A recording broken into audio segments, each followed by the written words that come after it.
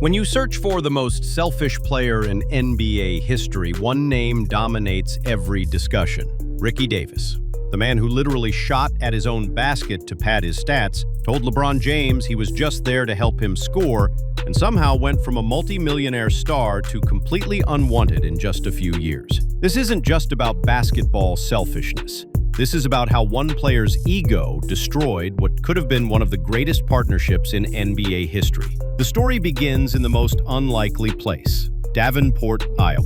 Tyree Ricardo Davis wasn't supposed to make it to the NBA. Small market, small school, big dreams that seemed impossible. But by his freshman year at North High School, this 6'6" athlete was already dominating varsity basketball, while most kids his age were still figuring out how to tie their shoes properly. The raw talent was undeniable.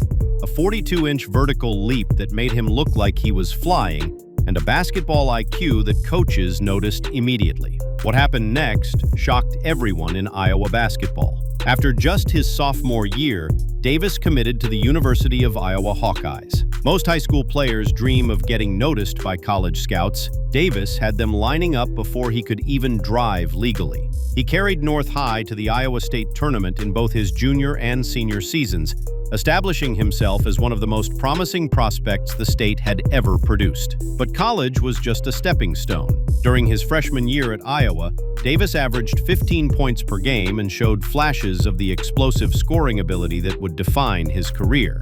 Then came the decision that left everyone stunned. He was entering the NBA draft after just 1 year of college basketball. In 1998, this was still relatively rare. The risk was enormous, and NBA scouts weren't impressed. Marty Blake, one of the most respected talent evaluators in the league, called Davis's draft declaration a joke. The criticism was brutal. Here was a kid who had been playing center in high school just months earlier, suddenly thinking he could compete with the best basketball players on the planet. The Charlotte Hornets took a chance on him with the 21st pick, but even they seemed unsure about what they had just drafted. The early NBA years were a nightmare. Paul Silas, the Hornets' head coach, had zero interest in playing the 19-year-old rookie. Davis found himself buried on the bench, watching other players get the opportunities he believed he deserved. The free-flowing, creative style that had made him dominant in Iowa was being suffocated by NBA structure and discipline. He was lost, frustrated, and beginning to doubt whether he belonged in the league at all. Then tragedy struck,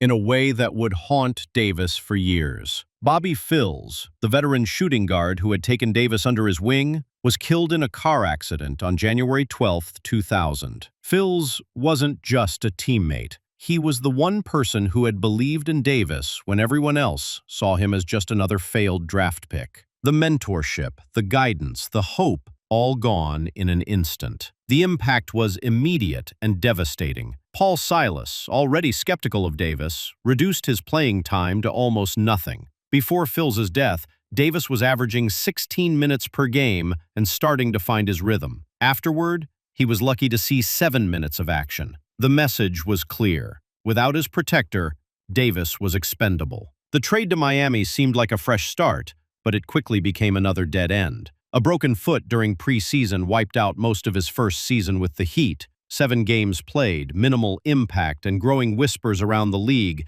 that Davis was just another talented player who couldn't make the transition to professional basketball. His confidence was shattered, his reputation was in ruins, and his career seemed over before it had really begun. But sometimes, the most unexpected opportunities come from the most desperate situations. The Cleveland Cavaliers, looking for any spark they could find, decided to take a chance on Davis. John Lucas, the head coach, saw something different when he looked at the struggling young player. Instead of seeing selfishness, he saw potential. Instead of seeing a problem, he saw a solution. The transformation was almost immediate. Lucas gave Davis 20 minutes per game and told him to play his natural game. The results were explosive. In a regular season matchup against the Detroit Pistons, Davis erupted for 28 points, reminding everyone why he had been a first-round pick. The confidence was back. The swagger was returning, and suddenly Davis was averaging 15.1 points per game. When starter Lamont Murray got injured, Davis seized his opportunity with both hands. He dropped 35 points against the defending NBA champions, the Los Angeles Lakers, announcing to the entire league that he was no longer just a bench player with potential. He was a legitimate NBA scorer who could take over games when needed. The follow-up performance was even better, 32 points against the Indiana Pacers, proving the Lakers game wasn't a fluke. The Cleveland Cavaliers rewarded his breakthrough with a 6-year, $34 million contract. From joke to millionaire in just a few seasons, Davis had finally arrived as a legitimate NBA player, and the future looked incredibly bright. He was averaging over 20 points per game, setting career highs regularly, and establishing himself as one of the most exciting young scorers in the league. But success brought out the worst in Davis's personality. The same confidence that had driven his comeback was now manifesting as pure selfishness. He was taking 18 shots per game to average those 20 points, and his teammates were starting to notice. John Lucas, the coach who had saved his career, was forced to suspend him for 2 games to try to address the ball-hogging behavior. The most infamous moment came during a game against the Utah Jazz. Davis was 1 rebound away from his first career triple-double, a milestone that would have been a crowning achievement for any player. Instead of earning it the right way, he did something that no NBA player had ever done before. He shot the ball at his own basket, hoping to grab the rebound and complete the triple-double. The plan failed spectacularly, but the damage to his reputation was permanent. The league was shocked. Teammates were disgusted. Fans couldn't believe what they had witnessed.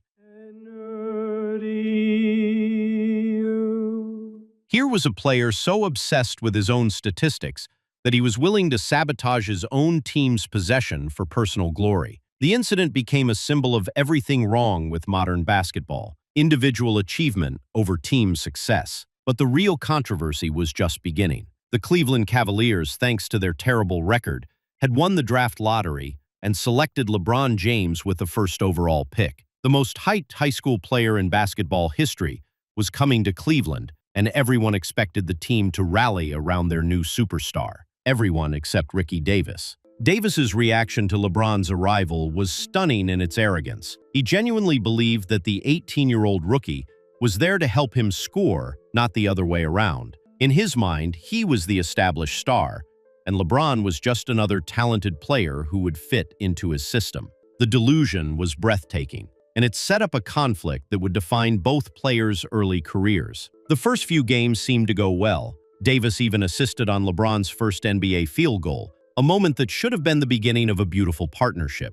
But when LeBron struggled in his third game, scoring only 8 points, Davis saw it as confirmation that he was still the team's primary option. The tension was building, and Paul Silas, now the Cavaliers' head coach, was watching everything unfold with growing concern. The explosion came during practice sessions and team meetings. Davis was openly questioning LeBron's role, suggesting that the rookie needed to defer to veterans, and making it clear that he expected to remain the team's leading scorer. The coaching staff was horrified. They had drafted LeBron to be the franchise player, not a supporting actor in Ricky Davis's personal highlight reel. The situation became so toxic that Davis was suspended for 2 games due to his unwillingness to work with LeBron. Behind the scenes, the conflicts were even worse. Davis was reportedly telling teammates that LeBron was overhyped, that he wasn't ready for the NBA, and that the team was making a mistake by centering their offense around an 18-year-old kid. The quotes that emerged after his trade to Boston revealed the full extent of his delusion. "I feel it was supposed to be a 1-2 punch in Cleveland," Davis said. "I was establishing myself with the team last year, and I thought LeBron was just going to be another addition to the team, helping me score. I guess it was different." The statement was so tone-deaf, so completely disconnected from reality, that it became legendary for all the wrong reasons. The trade to Boston should have been a wake-up call, but instead it became Davis's redemption story. Doc Rivers, the new head coach, saw something in Davis that previous coaches had missed, not just talent, but coachability. The player who had been labeled as selfish and unmanageable was suddenly thriving in a team-first system alongside Paul Pierce. The transformation was remarkable. Davis was no longer trying to dominate every possession. He was picking his spots, playing within the offense, and showing the basketball IQ that had made him special in the first place. The results spoke for themselves. He finished second in Sixth Man of the Year voting, helped the Celtics reach the playoffs, and proved that he could be a valuable contributor on a winning team. During the playoffs, Davis showed glimpses of what could have been. His 22-point performance in Game 6 against the Indiana Pacers nearly saved Boston's season. He was making clutch shots, defending multiple positions, and playing with the kind of intensity that coaches dream about. For the first time in his career, Davis was putting team success ahead of personal statistics. The following season was even better. Elevated to the starting lineup, Davis averaged nearly 20 points per game, while also contributing 5.3 assists per night. He was having 4 30-point games and showing the kind of consistency that had been missing throughout his career. The player who had been labeled as selfish was now one of the most unselfish stars in the league. But the basketball gods had other plans. The trade to Minnesota was supposed to pair Davis with Kevin Garnett, another superstar who could help him reach the next level. Instead, it exposed the fundamental flaw in his approach to basketball. When he wasn't the primary focus of the offense, when he couldn't dominate the ball, his impact diminished significantly. Garnett, one of the most intense and demanding players in NBA history, tried to push Davis to another level. But the old habits were hard to break. Davis was still capable of explosive performances, like his 36-point game against Orlando with 13 consecutive points, but the consistency was missing. He was a player who needed the ball in his hands to be effective, and that didn't fit with Minnesota's system. The final chapters of Davis's career were a study in what might have been. His return to Miami showed flashes of the player he could have been all along. Playing alongside Dwayne Wade and Shaquille O'Neal, Davis shot 40% from three-point range and had games like his 33-point, 9 three-pointer explosion against Washington. He was finally playing the kind of basketball that maximized his talents while contributing to team success. But the damage was already done. Injuries were mounting, his body was breaking down from years of explosive athleticism, and younger players were taking his spot. The Los Angeles Clippers would be his last NBA stop, and even there he was fighting just to stay healthy enough to contribute. The most haunting question in Davis's career isn't about what he accomplished, but about what he prevented. LeBron James, for all his individual brilliance, never had a legitimate second option during his first stint in Cleveland. He carried the Cavaliers to the NBA Finals in 2007, but he did it essentially by himself. The supporting cast was solid but limited, and opposing defenses could focus all their attention on stopping LeBron. Imagine if Davis had embraced his role as LeBron's co-star the way he later did with Paul Pierce and Kevin Garnett, a player who could score 20 points per game, create his own shot, and take pressure off the franchise player. The combination of LeBron's playmaking and Davis's scoring could have been devastating for opposing defenses. The numbers support this theory. When Davis was locked in and playing team basketball, he was capable of averaging nearly 20 points with solid assist numbers. His athleticism matched LeBron's, his scoring ability was proven, and his experience could have provided the veteran leadership that young LeBron needed. Instead of leaving for Miami to find a championship-caliber teammate, LeBron might have won multiple titles in Cleveland. The tragedy is that Davis eventually figured it out. His later years in Boston, Minnesota, and Miami showed that he was capable of being the perfect complementary star. He could score when needed, facilitate when required, and play defense when the situation demanded it. But by then, the opportunity with LeBron was gone, and his body was starting to fail him. The broader lesson of Ricky Davis's career extends beyond basketball. Talent without wisdom is ultimately meaningless. Ability without character leads to wasted potential. Davis had all the physical tools to be a superstar, but his mental approach prevented him from reaching those heights when it mattered most. His story also highlights the importance of timing in professional sports. The window for greatness is incredibly small, and missed opportunities rarely come around again. Davis's selfishness cost him not just individual accolades, but the chance to be part of something historically significant. He could have been LeBron's first championship teammate, but instead, he became a cautionary tale about ego over excellence. The most successful period of Davis's career came when he finally learned to balance his individual brilliance with team needs. His playoff performances in Boston, his veteran leadership in Minnesota, and his efficient scoring in Miami all showed what he could have been throughout his career. The player who shot at his own basket for a meaningless statistic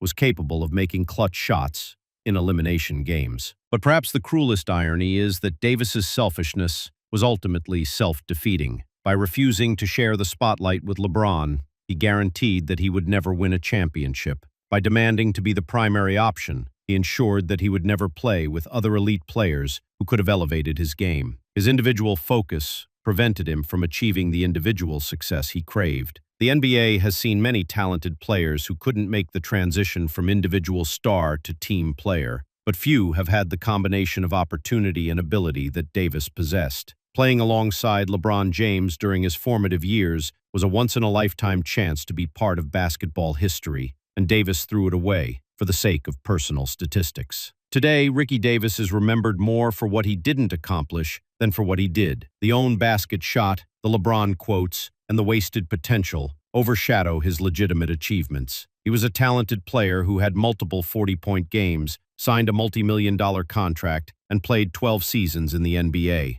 But he could have been so much more. The question that haunts basketball fans isn't whether Davis was talented enough to be a star. He proved that multiple times. The question is whether he was mature enough to be a champion. Based on his later career transformation, the answer seems to be yes, but only after it was too late to matter. His story serves as a reminder that in team sports, individual brilliance must be balanced with collective success. The most memorable players aren't always the ones with the best statistics, but the ones who made their teammates better. Davis had the ability to do both, but only learned the lesson when his championship window had already closed.